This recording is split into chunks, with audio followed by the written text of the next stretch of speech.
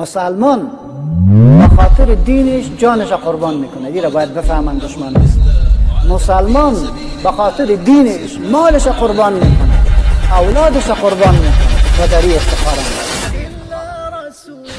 هر کسی که به ارزش های ما توهین میکنه ما امنش میگیره، جانش میگیره. خوش باشه خبر. ما توهین در حق پدر و مادرم نمیتونم بپذیرم. میتونیم بپذیریم؟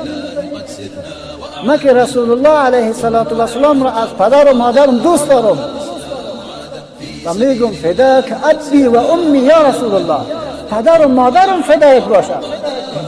تو به رسول الله توهین بکنی ما تو را میمانم، باز اعتراض ازید بکنی چرا این رقم کار کنم، بالکل سر تا قطع میکنم.